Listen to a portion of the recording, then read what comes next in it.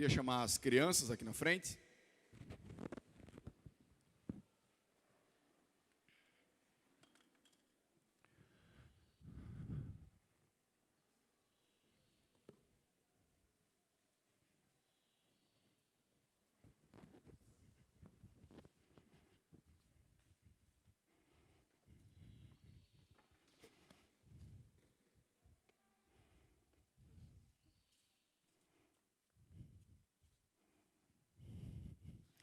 Bom dia. Vocês parecem que não acordaram ainda. Acorda, Cadu. Quem aqui está de férias ainda? Hoje todo mundo é. Vida boa. Tu não está de férias mais não, não é?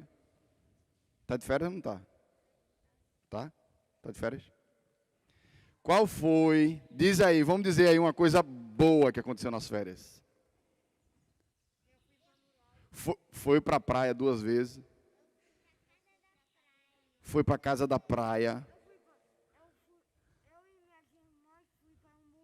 Foi para o museu. Que massa, velho. Museu Castelo. Pronto, melhor ainda. Foi dormir na casa da sua tia. O que mais? Você foi para a praia. Você virou uma sereia? Você viu uma sereia na praia, foi? Veja isso aqui, viu? É. E você? O que foi que aconteceu com você? Totalmente nas férias. Eu passei o dia inteiro com minha avó, 2 dias na férias. Minha avó deixou na rua. Sua avó deixou você na rua, brincar na rua, né? Sim. Aí passou 2 dias com a sua avó, foi? Foi legal? Vovó fez comida gostosa? Fez? Olha aí, que coisa boa. Agora, vocês sabiam que em toda coisa boa tem uma coisa ruim? É que acaba. Não é verdade? Acabou, mas acontece de novo. Mas acontece de novo. Chega batendo. Você é um cara sabido. Vai acontecer de novo a casa da praia. Como é? Caiu? O que foi que caiu? Tem que ter uma tradução. Veja só. Tudo que acontece de bom na vida da gente, chega uma hora que faz o quê? Acaba. Aproveita essa semana aí, que um bocado de gente semana que vem, ó, voltar pro livro, viu? Estudar, vai acabar as férias, né? E acaba. Agora, o que é que a gente precisa lembrar quando as coisas boas estão acontecendo? Qual é a coisa mais importante a gente lembrar quando as... Hã? Por que tem que lembrar de Jesus quando as coisas boas estão acontecendo? Quem fez foi ele? Foi ele quem fez a casa da vovó? Foi ele quem fez o museu? Foi? Não, quem fez acontecer. Quem possibilitou a gente de viver aquilo foi Deus. Então, todas as vezes que a gente viveu uma coisa boa, a gente precisa lembrar o quê? Porque foi Deus quem deu para a gente aquela coisa boa. De ir para a casa da vovó, de ir para a praia, de ir para o museu, enfim, de fazer qualquer coisa legal que a gente fez nas férias. Não é verdade?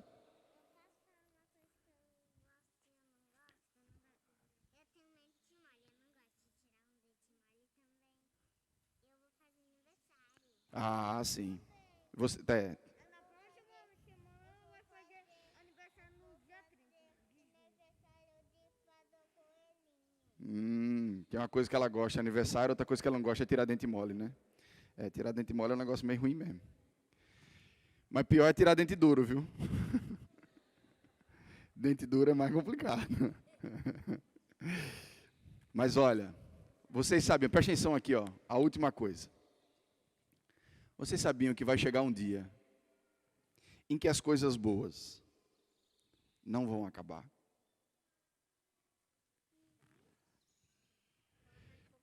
Ah, meu amigo. Deus está prometendo um negócio para a gente maravilhoso. Que lá as coisas boas não acabam. E as coisas ruins, feito tirar dente mole, nem tem. Assim que ele vai tirar todo o pecado da terra, a gente vai entrar de novo, mas não vai ter pecado. Muito bem. Queria ter um filho assim. Seu pai está de parabéns, viu? Você ia cair. Então, olha, quando a gente tiver uma coisa boa, sabe o que a gente tem que lembrar também? Que vai chegar um dia que as coisas boas não vão acabar. Por quê? Porque o mesmo Deus que nos dá coisas boas, pode virar para cá agora, o mesmo Deus que nos dá coisas boas, e que elas acabam porque a gente está na terra, também nos prometeu um mundo em que as coisas boas não acabam. Vamos orar mais uma vez, agradecendo esse Deus maravilhoso que a gente tem. Vamos lá? Sim, ó, junta a mão, fecha o olho, para ninguém ficar brincando com o coleguinha. Senhor Deus, muito obrigado, ó Pai, por esse dia maravilhoso que o Senhor nos deu. Só da gente ter acordado e estar um dia de sol, um vento gostoso, já é um presente, ó Pai, que o Senhor nos dá. Nos ajuda, Senhor Deus, a ser gratos a Ti, ó Pai, em tudo, mas também em sonhar, Senhor Deus, com aquilo que o Senhor tem prometido para nós. É assim que nós te oramos, em nome do Teu Filho amado Jesus. Amém. Valeu, pessoal. Pode voltar lá para o papai e para a mamãe.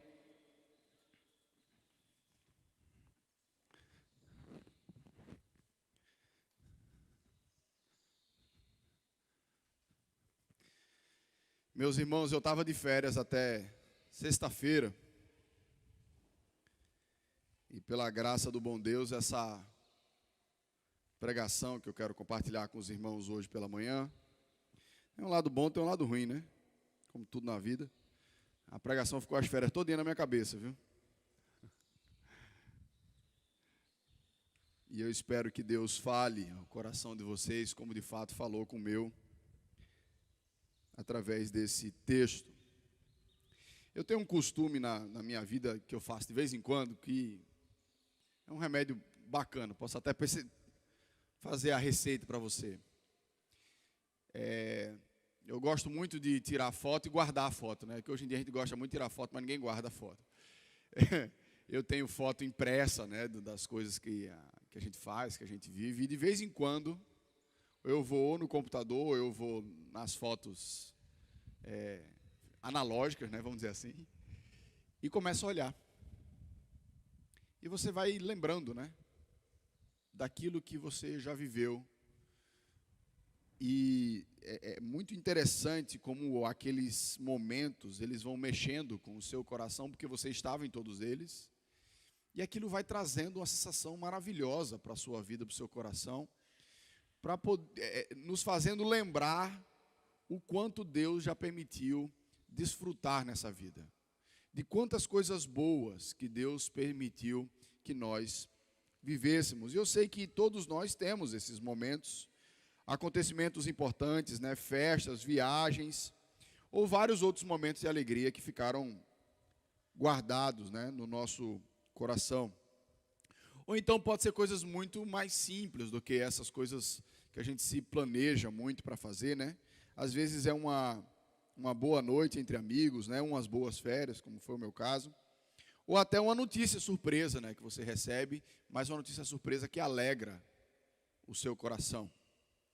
Todas essas coisas, elas nos lembram que a vida tem coisas boas, que a vida tem momentos maravilhosos.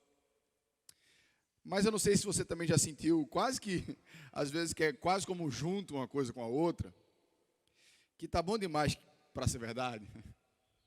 Você está ali vivendo aquele negócio, está gostoso, está tudo certinho, tudo funcionando, rapaz. Vai acontecer alguma coisa ruim. Por quê? Porque está muito bom. Esse mundo, ele parece que vai confundindo, né, a gente.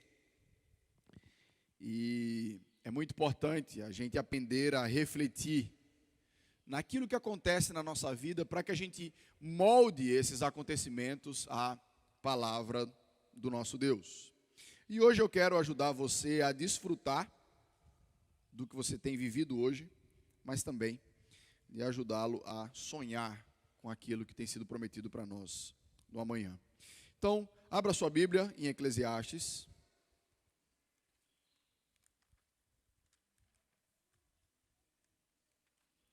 Eclesiastes capítulo 9.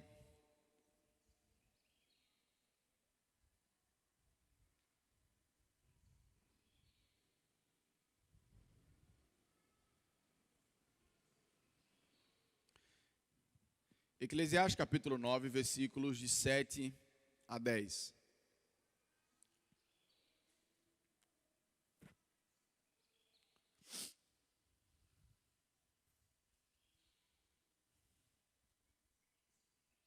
O texto diz o seguinte: portanto, vá e coma com alegria o seu pão, e beba com prazer o seu vinho, pois Deus já se agradou do que você faz. Que as suas vestes sejam sempre brancas e que nunca falte óleo sobre a sua cabeça. Aproveite a vida com a mulher que você ama, todos os dias dessa vida fugaz que Deus lhe deu debaixo do sol. Porque esta é a parte que lhe cabe nesta vida, pelo trabalho com o qual você se afadigou debaixo do sol. Tudo que vier às suas mãos para fazer, faça-o conforme as suas forças. Porque na sepultura, que é para onde você vai, não há obra, nem projetos, nem conhecimento, nem sabedoria alguma. Vamos orar? Senhor Deus, nosso Pai, aqui nessa manhã, Senhor Deus, vem falar conosco. Nosso coração, por vezes, ó Pai, se confunde, entra em crise até em momentos de alegria. Mas nos ajuda, Senhor Deus, a perceber a sabedoria vinda de Ti, ó Pai, derramada através do Teu servo, Senhor Deus, o pregador aqui nesse texto.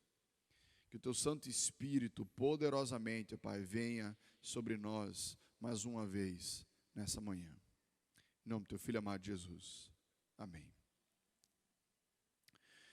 Nós temos trabalhado, já desde o começo do ano, o livro de Eclesiastes. Eu confesso aos irmãos, o livro de Eclesiastes é um negócio difícil de pregar, viu? Mas Eclesiastes, ele trabalha muito os propósitos da vida.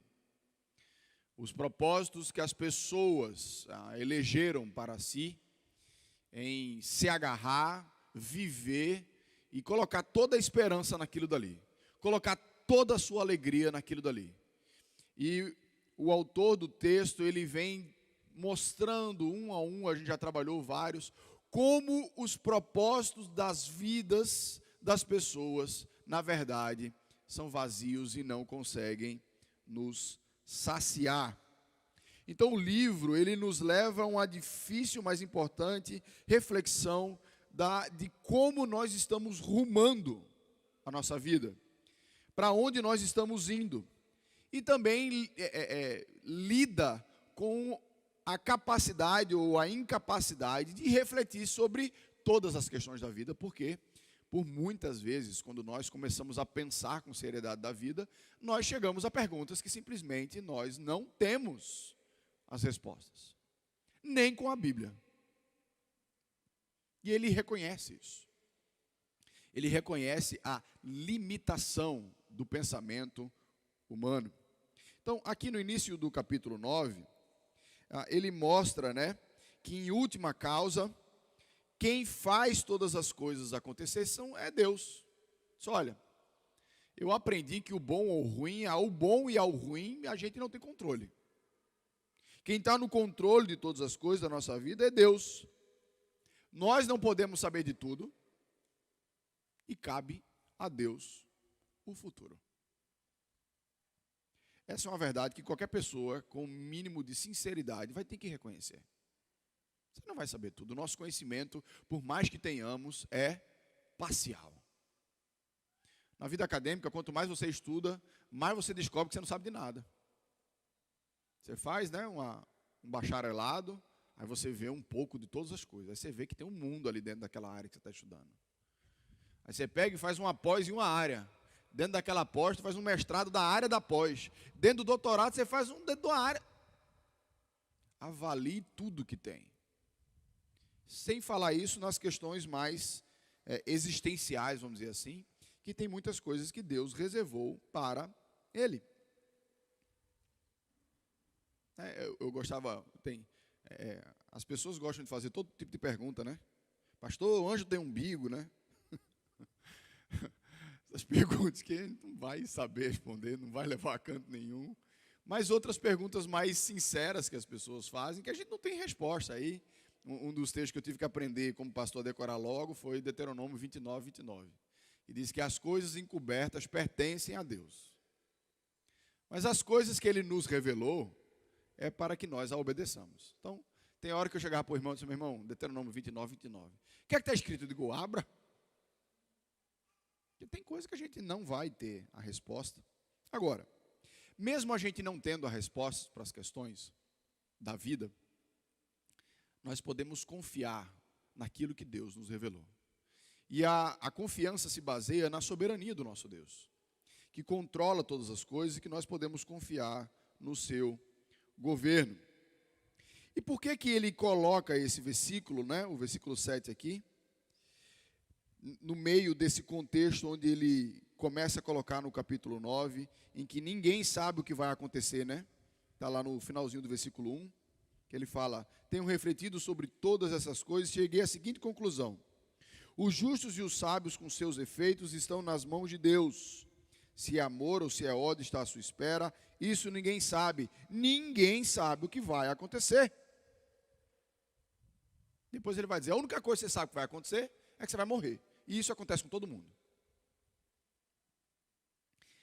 Eu creio que o motivo pelo qual o autor colocou essa porção de vá, coma, beba, se alegre, bote roupa branca, coloque óleo sobre a sua cabeça, se alegre com a sua esposa, trabalhe, é que a gente precisa lembrar que os mistérios da vida não devem nos fazer afundar a tal ponto que a gente não se permita ou até não consiga viver as coisas boas que Deus tem permitido que nós vivamos. A perspectiva mais fundamental sobre todas as coisas que eu quero expor aqui hoje pela manhã é que a vida, meus irmãos, ela é um presente de Deus.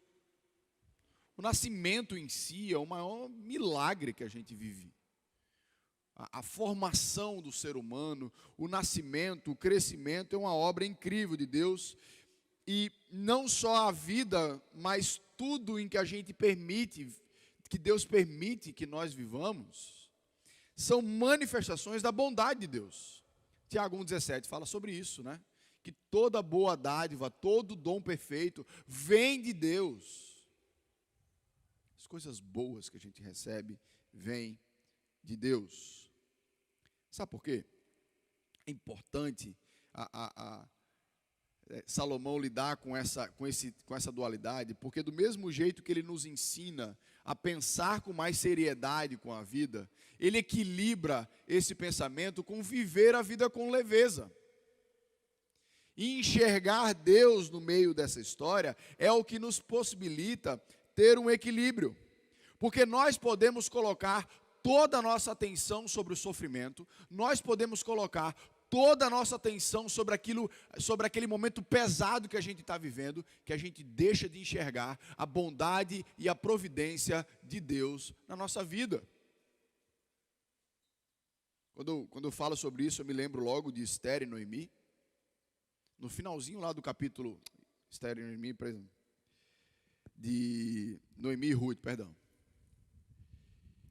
Quando no finalzinho lá do capítulo de Ruth, do primeiro capítulo de Ruth, que Noemi volta para casa e pergunta a ela: lá vem Noemi, não diga que eu sou Noemi não, porque Noemi significa alegre. Eu sou Mara. Significa amarga, porque Deus transformou a minha vida em amargura. Ela havia perdido seus 2 filhos, ela havia perdido o seu esposo, e ela não tinha netos para dar prosseguimento à sua linhagem. E ela focou naquilo dali. E ela perdeu de vista que ela ganhou uma nora que era para ter ido embora para a vida inteira, que Deus havia preservado, claro que ela não tinha visto isso ainda, mas Deus havia preservado um descendente para a família dela, e que ela estava voltando para casa. Nosso sofrimento nos impede de olhar para a alegria com alegria, por incrível que pareça. Bom, o texto aqui traz 5 imperativos, tá? Ele diz para a gente: vá, coma, beba, aproveite e faça o seu trabalho. E eu quero colocar para vocês expor o texto, né, para que você de fato consiga fazer isso do jeito que o texto coloca. A perspectiva de ordenança aqui, de imperativo, ele diz assim, faça. É quase como se fosse algo para a gente chaculejar, gente. Dizendo assim, pare de reclamar, pare de resmungar, vá. Eu vivi isso muitas vezes nessas férias, que chega um menino, você está na praia, você tá, né, tem piscina, tem tudo. Aí chega um menino emburrado, senta do seu lado, fecha a cara, cruza os braços. Aí você fala, o que foi, menino? Minha boia verde não veio. Aí o menino começa a perder o momento. Por quê? Porque a boia verde não veio. Aí eu digo assim, olha, é o seguinte, você tem duas escolhas. Ou você passa o resto da tarde perdendo o sol aí, reclamando da boia verde. Ou você esquece a boia verde e vai curtir, menino. Porque isso aqui vai passar. O menino olha para cima assim, né? Aí ele sai. Bom, pelo menos os meus saem. Tem uns que é mais, né? Não, eu só vou me divertir se tiver a boia verde. Tem hora que a gente faz isso. A gente se apega à boia verde, não vai curtir aquilo que Deus está permitindo a gente viver. Então veja, a primeira coisa que ele fala é sobre o pão, né? Ele fala, coma com alegria o seu pão. Então veja, a comida ela não foi criada apenas para nos sustentar. A comida ela também foi criada para nos dar prazer. É por isso que a sua língua é uma especialista em sentir prazeres, sabores. Porque Deus criou a comida também para nos dar alegria. Então, o texto está falando assim, olha, quando você estiver numa refeição, aproveite aquele momento. E digo mais, aproveite quem está com você naquela refeição.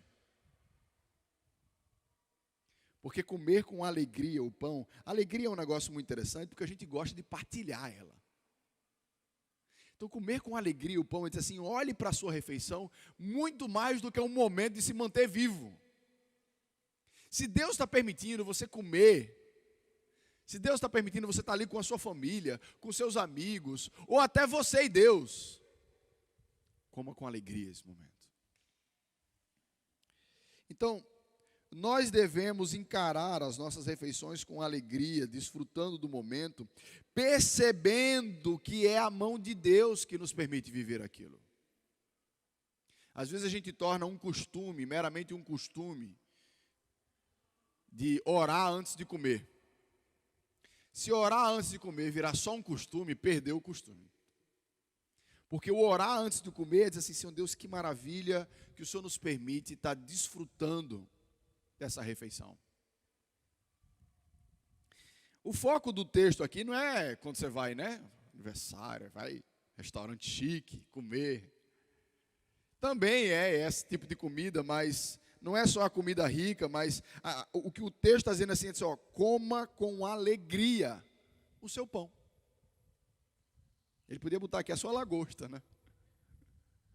Mas ele fala o seu pão. Por quê? Porque o seu pão era um alimento diário, do todo dia. Enxergue de uma maneira diferente aquilo que você tem todo dia.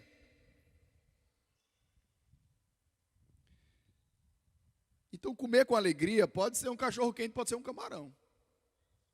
Camarão é mais fácil, né? Bom, para mim não é não, viu? Mas enfim. A segunda coisa que ele nos coloca, ele fala, beba com prazer o seu vinho.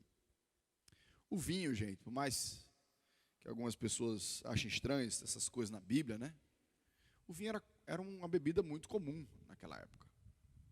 E era uma bebida muito comum em festa, porque também não era uma coisa muito barata de ter na mesa todo dia, né? Para você comer até hoje.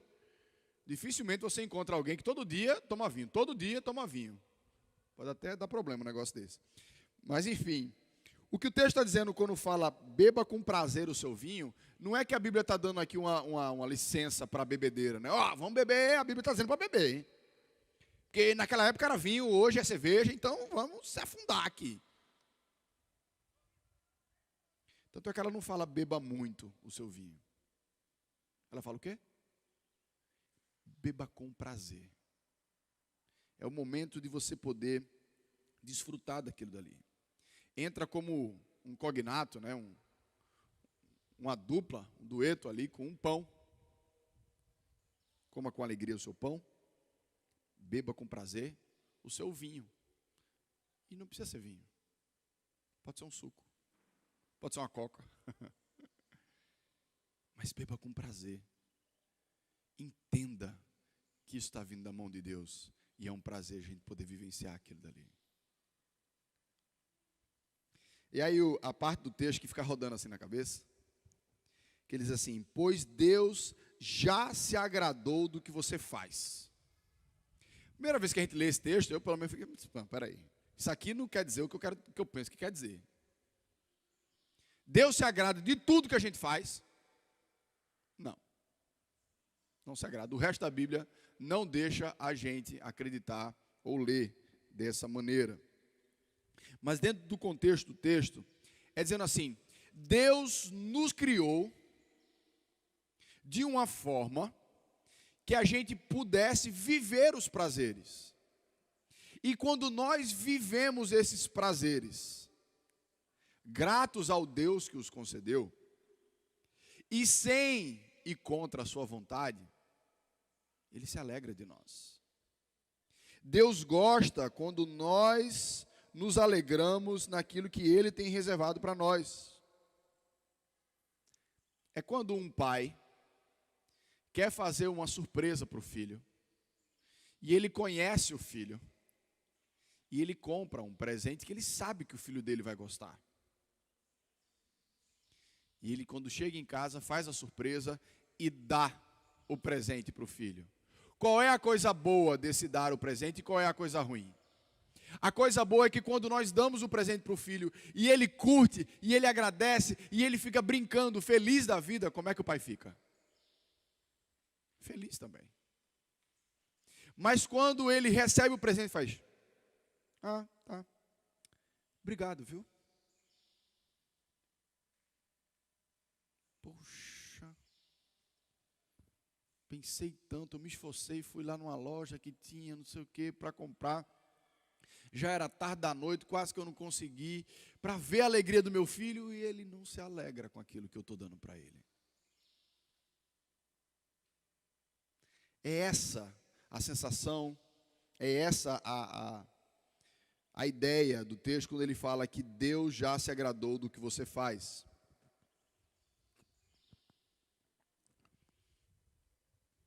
Eu não preciso ficar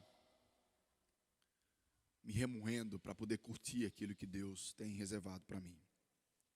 Depois ele fala que as suas vestes sejam brancas.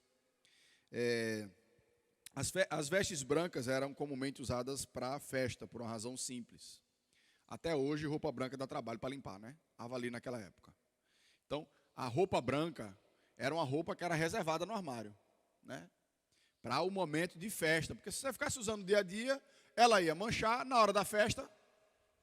Mancha de ketchup aqui, de mostarda ali, de não sei o quê, como é que vai para a festa? Então, eram as roupas que eram usadas só em ocasiões especiais. O óleo, né, que ele fala que nunca falte óleo sobre a sua cabeça, é que o óleo naquela época era o perfume da época. E era usado nas mesmas circunstâncias. Por quê? Porque não era barato. Hoje em dia tem perfume barato, você vai até na padaria de perfume, né? Tem. Mas naquela época não. Perfume, às vezes, era o dote do casamento, de um vidro de perfume que a mulher tinha como forma de herança, né? Então, esses dois versículos juntos, né? Sobre vestir uma veste sempre branca e que nunca falte óleo sobre a sua cabeça, é um ensino para nós, assim, vamos celebrar, né? Vamos, nos momentos de festa, que a gente possa fazer isso com alegria, que a gente possa fazer isso com intensidade, que a gente possa, de fato, desfrutar do motivo da festa. As festas da gente, seja um aniversário, seja um casamento, seja, enfim, uma viagem, sei lá. Precisa ser para a gente celebrar o Deus que nos permite viver aquilo. E ele fala, celebre, porque eu estou lhe dando. Celebre isso. Invista. E aqui ele chega onde eu quero me demorar mais, nesses mandamentos, né, que ele fala: aproveite a vida com a mulher que você ama. Todos os dias dessa vida fugaz que Deus lhe deu debaixo do sol, porque esta é a parte que lhe cabe nesta vida, pelo trabalho com que vocês se afadigou debaixo do sol. Aqui a gente pode colocar tanto a mulher como o homem, né, que você ama. O foco aqui do autor é marido e mulher, marido e esposa, né? E ele começa a colocar assim: aproveite os prazeres da vida de casado. E é interessante como a gente fala, muitas vezes, quando a gente vê aproveitar a vida com a mulher, muitas pessoas trazem apenas para a conotação sexual. Está envolta, sim, está envolta. É propício ao casamento, Deus criou esse prazer e é propício que se viva. Agora, quão triste é achar que é resumido a isso. Quão triste quando a gente resume os prazeres do casamento somente à esfera física. Essa é a razão porque muitos casais, eles vão ruindo. Porque o tempo, o passar dos anos, a rotina do relacionamento da família vai amornando a relação, vai impedindo que um consiga desfrutar do outro, e todas as conversas sobre conta e sobre criança.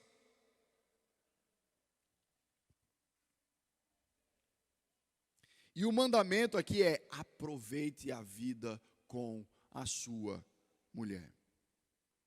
Aproveite uma viagem, marque jantares, faça lanche com ela, dê passeio de mão dada. Converse um com o outro quando os filhos já dormiram. Deixa a porcaria do celular de lado.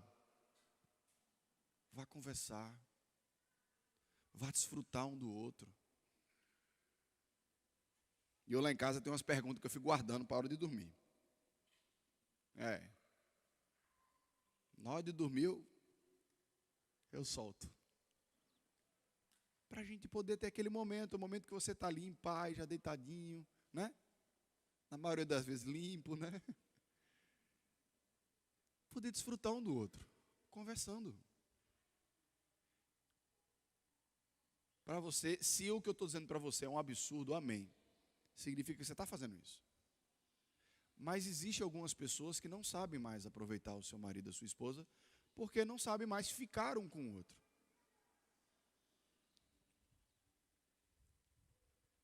Nós precisamos investir um no outro.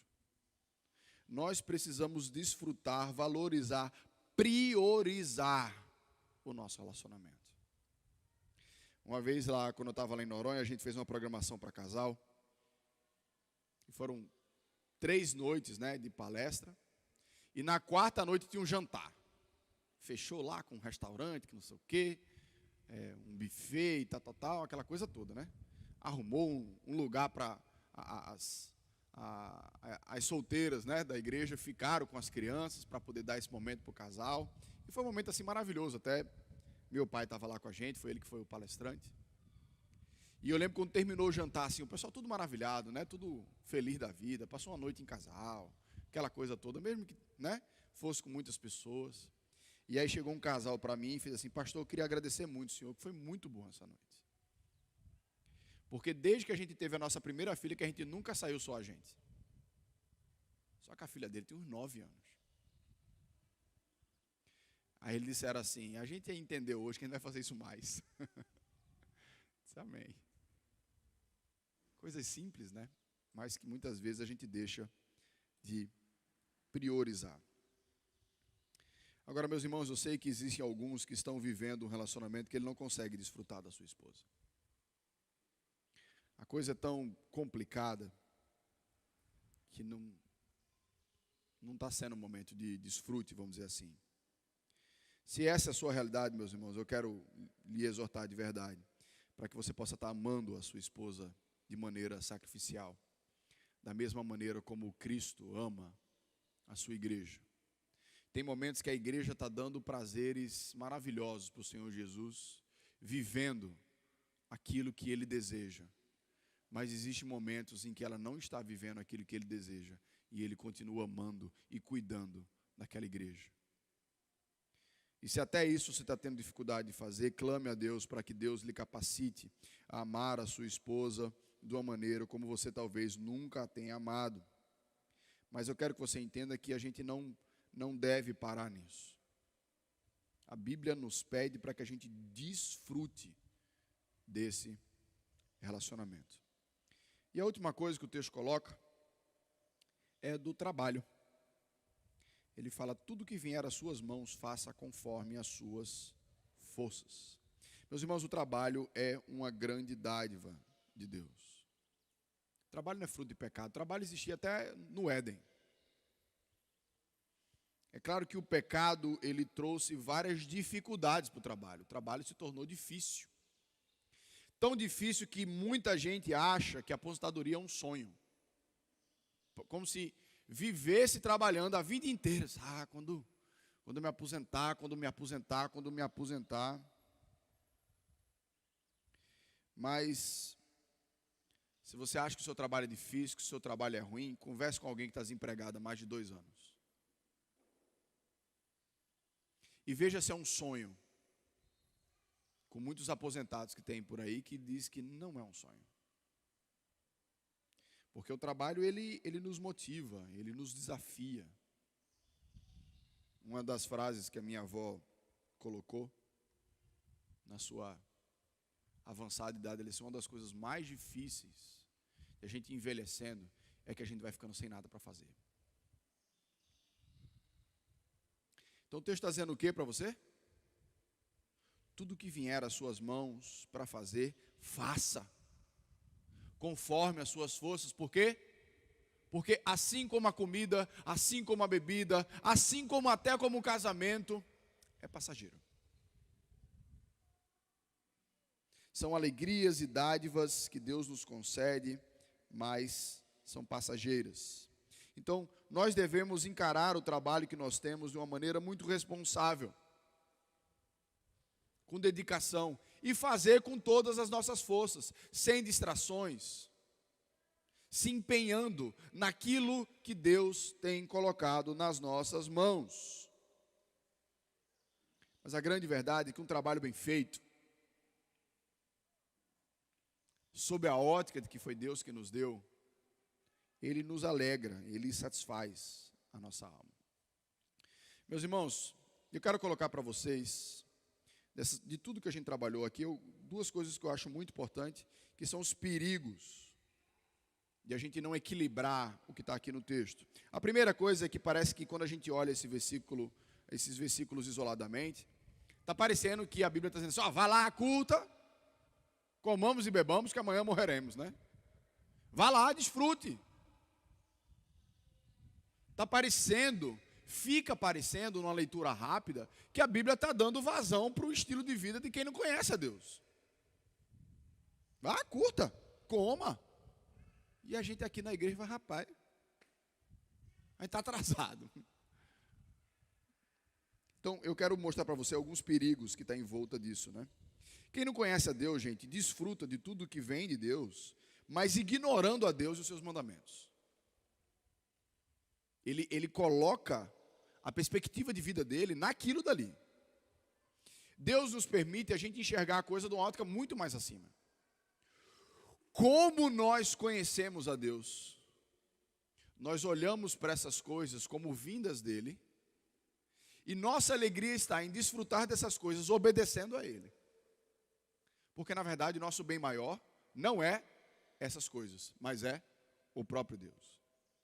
Então, o perigo das coisas boas, de todas elas, é a gente idolatrá-las. É o momento em que a gente perde a praia, porque ou eu tenho uma boia verde, ou eu não vou desfrutar. É o momento em que a gente começa a idolatrar o momento, e isso é muito perigoso. Por quê? Porque a Bíblia está dizendo uma coisa muito importante para o nosso coração: é passageiro. Se você quer crescer em maturidade espiritual, de vida, entenda que os prazeres dessa vida são passageiros. Se a nossa alegria estiver neles, a gente vai acabar ruindo. Porque Deus não fez os prazeres para serem idolatrados. Deus fez os prazeres para serem manifestações da bondade dEle. Então, esse é um perigo muito recorrente no nosso coração, em que quer que tudo funcione, e que a gente quer que tudo seja como a gente deseja.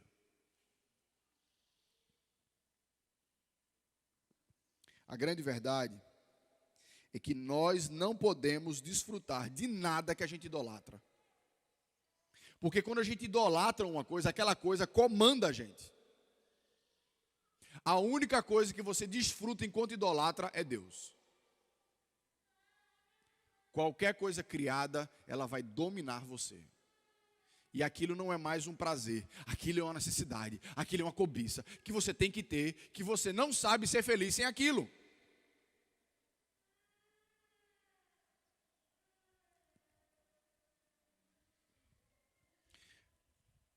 A fonte da nossa alegria precisa estar em Deus, e não nas dádivas que Deus dá.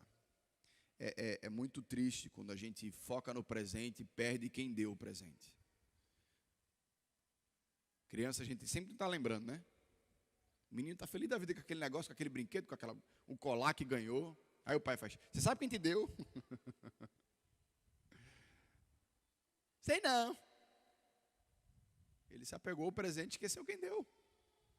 Foi fulano. Ah, fulano. Quando a gente era pequeno, tinha uma tia que ela fazia uma jogada que era perfeita, né? Ela perguntava para o meu pai e para a minha mãe o que é que a gente queria ganhar. E eu pelo menos não sabia, não sei se os outros sabiam, mas eu não sabia essa jogada aí. Quando ela chegava no aniversário, ela chegava com aquele presente que a gente estava morrendo para ter. Aí ela era a tia que dava os melhores presentes. Ficou marcado na vida da gente. Ela sempre acertava aquilo que a gente queria.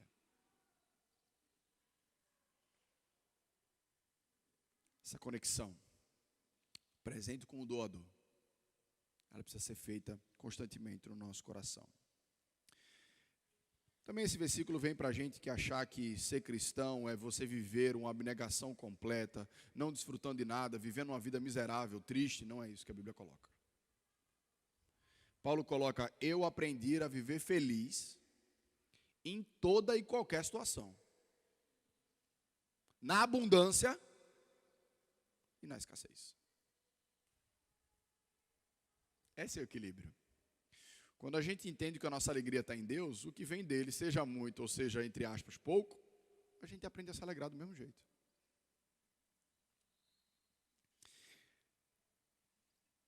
Se a gente conseguir, todas as vezes que a gente receber uma coisa boa, a gente glorificar a Deus, isso vai cada vez mais nos aproximando e nos ajudando a dar graças a Deus em tudo. O segredo, gente, da gente desfrutar do pão, do vinho, das festas, da família e do trabalho, é se contentar com a porção que Deus tem reservado para nós no momento.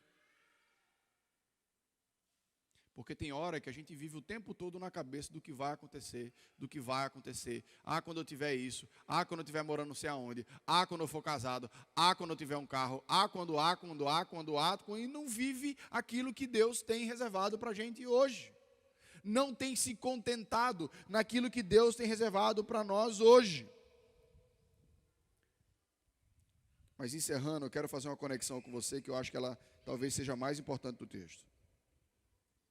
O verdadeiro motivo de alegria para a nossa vida é a boa nova de Jesus Cristo. Porque Jesus Cristo é a nossa, é a fonte de todas as coisas. E eu quero mostrar para você aqui as conexões. Porque todos esses prazeres que nós podemos viver são conectados de alguma forma àquele que é o doador deles. Deixa eu mostrar aqui para você poder entender. Nós somos chamados por Cristo Jesus para comer com alegria o seu pão e beber com prazer o seu vinho, porque é o seu corpo e o seu sangue. o momento que Jesus deixou marcado para nós como a verdadeira comunhão e a verdadeira alegria é partilhar do corpo dele, é partilhar do seu sangue, porque é o sacrifício colocado para nós que traz vida. Se todos os momentos que eu comer o pão físico, se todos os momentos que eu beber com alegria, eu me lembrar do meu Senhor que doou a vida para mim, você vai transformar a sua refeição no lembrete do seu Senhor. A gente tem isso oficialmente aqui na ceia. Momento de comunhão. Um momento em que somos lembrados por algo físico, de algo que é espiritual. E cada vez mais a gente precisa aprender a fazer essas conexões. Porque a Bíblia nos coloca que a cabeça ungida com óleo é a ação, é a habitação do Espírito Santo sobre nós. Que presente maravilhoso, muito mais do que você ser cheiroso, é você ser cheiroso com o cheiro do Espírito. É sermos habitados pelo próprio Deus. Se toda vez que você passar perfume, você lembrar de que Cristo, através do seu sacrifício, mediante o Espírito Santo dentro de nós, nos faz um aroma suave diante de Deus. Você vai transformar um momento simples num momento de lembrança do seu Senhor. Nós somos chamados para a maior festa de todos os tempos. Todos aqueles que creem em Cristo Jesus como Senhor e Salvador são chamados para o casamento do Cordeiro com a sua noiva. E o mais fantástico ainda, somos chamados como noiva. Não é como convidado de ficar lá no fundo, né? Casamento de rico, né? Não sei nem porque eu estou aqui, né? Ele nos convidou como noivas. A Bíblia coloca que nós receberemos uma roupa eternamente branca para viver em eterna celebração a Deus, é que está lá em Apocalipse capítulo 7, versículo 9. E vocês receberão umas vestes brancas para entrar na presença de Deus. Por quê? A veste branca simbolizando a justiça dada a nós por Jesus, mas também simbolizando a celebração de estar fisicamente na presença de Deus. Qualquer motivo que Deus nos dá de celebração é ínfimo perto do motivo de um dia estar na presença dEle. Que toda celebração da gente nos lembre que um dia a maior celebração que a gente vai viver é estar na presença dEle. Nós temos um trabalho para fazer, que é o trabalho para o reino. Qualquer trabalho que você fizer na terra fica, mas o do reino vai para lá. É eterno. E devemos fazer esse trabalho com todas as forças, e esse trabalho não tem idade. Pense como é útil ao reino um aposentado do trabalho da terra que está focado no reino. Alegre, porque agora pode se dedicar ao reino de Deus mais intensamente.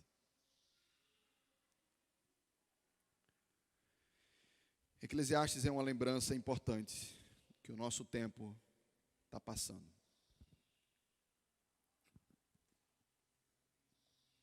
E que nós somos chamados a celebrar o hoje com os olhos em Deus. Mas nós também somos chamados a sonhar com o amanhã prometido com o olhar da fé. Porque aquilo que nos é prometido amanhã,